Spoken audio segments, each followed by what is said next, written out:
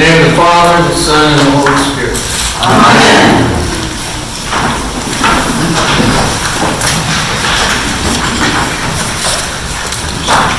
I'm a military man.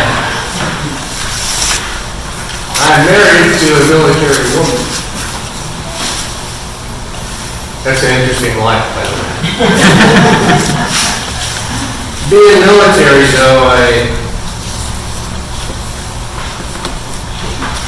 I was a part of the Vietnam War. There was great violence that occurred during the Vietnam War. And just the other day, I was talking with a friend of mine, a very close friend, and we were talking about the My Lai massacre. And for those of you who are old enough to remember that, some of us found ourselves saying, how could it get any worse than our military men killing 170 innocent men, women, children, old folks? How could it get any worse? And yet here we are. Within 2 weeks' time, we've had 3 terrible incidents. And we say, how could it get any worse? And it gets worse and worse and worse. Being a military man, I've handled many firearms in my life. Never pointed a gun at anybody. I purposely joined the Navy so I wouldn't have to do that. And so many of my friends who I know now who are still alive, many of my friends committed suicide when they got back from Vietnam. And the pain, the agony, the suffering. And we throw up our hands and we say, what can we do?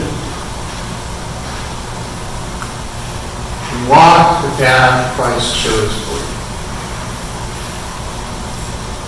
Can walk a path of love.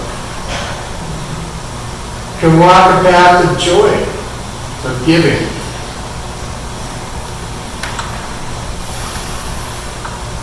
But when I look at this country now and I see some of the things that are going on, I'm saddened, I'm frightened, because there doesn't seem to be any real end to the horror.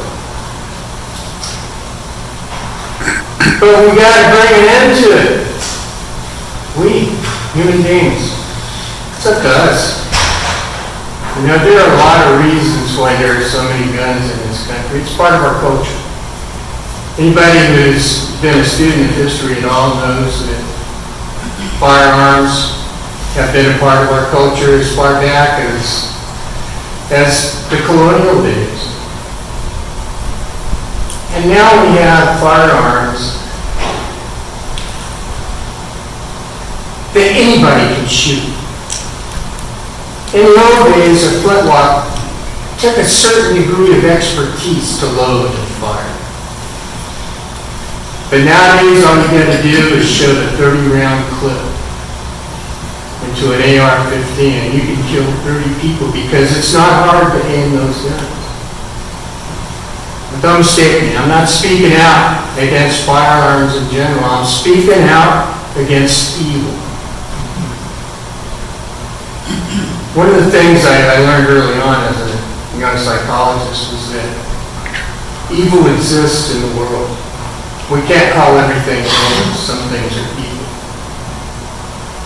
And if we look at it that way, then it's our responsibility to stand against evil. What form that takes for each one of you as a human being, that's up to you. It's up to you in Christ. Now, having said those things,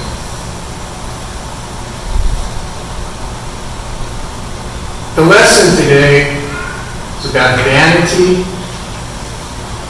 and greed. Vanity and greed.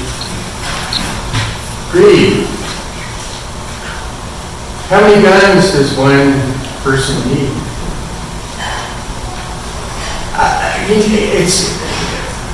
Last week there was a guy in Los Angeles. He had 1,000 different guns that he was just storing.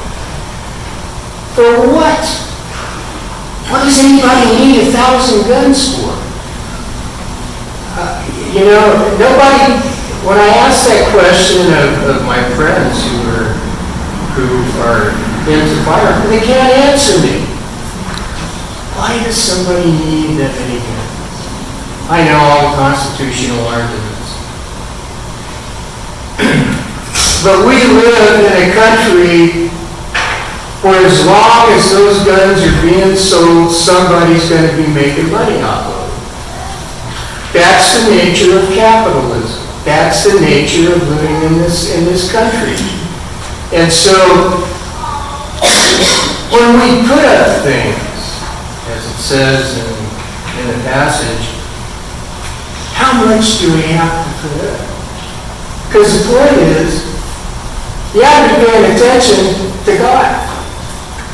We ought to be paying attention to Christ and living our lives the way that He wants us to live. And I think therein is the real answer. Human beings have to change the way things are.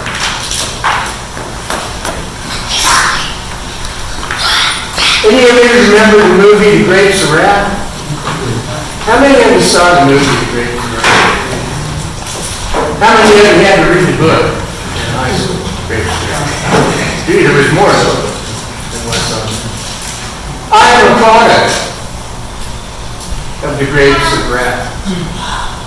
I am a product of the Dust Bowl. Both sides of my family emigrated from Oklahoma to California during the Dust Bowl. And if you've seen the movie The Grapes of Wrath, there are scenes of the old truck that they used, that they packed all their stuff on, and barely made it to where they were going, which was California, with the idea in mind that, boy, in California, that was the new Eden, the land of milk and honey for all the poor farmers that were leaving Oklahoma because of the Dust Bowl. Yeah. And my family settled in a town called Porterville in the San Joaquin Valley, where they picked fruit. They thought they were going to be farmers, but they ended up being fruit pickers.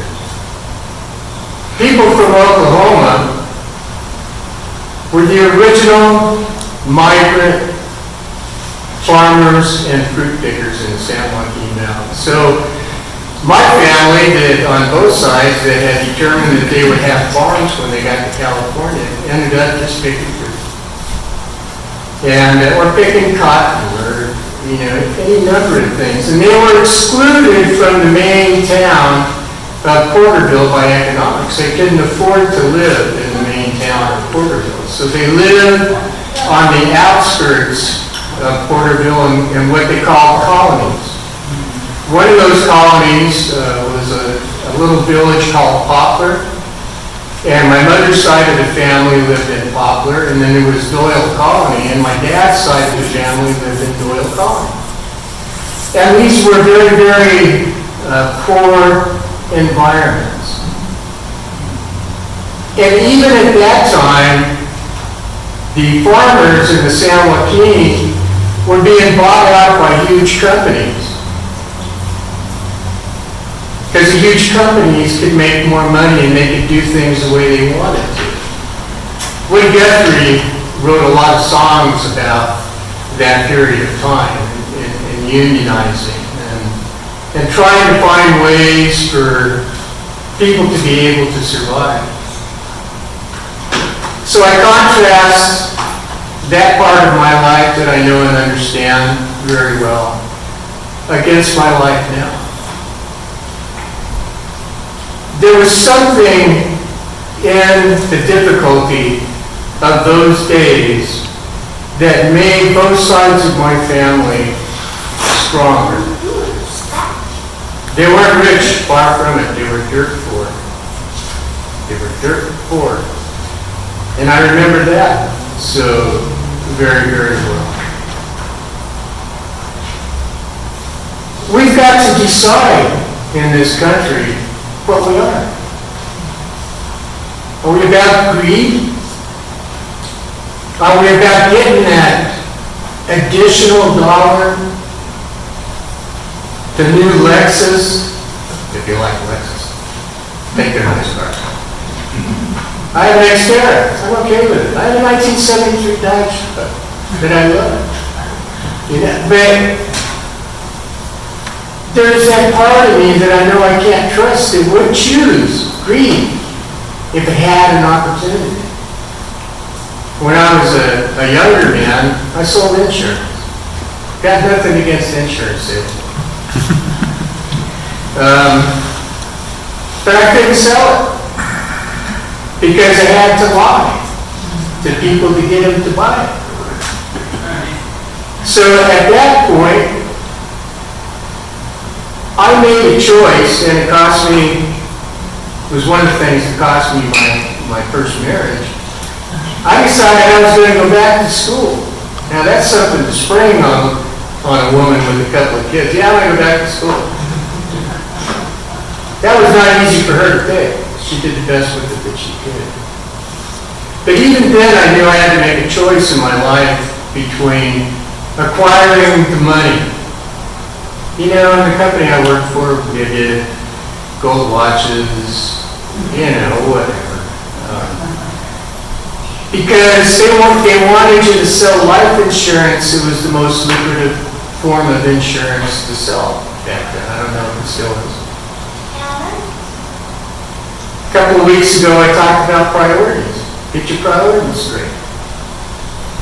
You know, this may be a time in the history of this country, in the history of mankind, where we're being measured.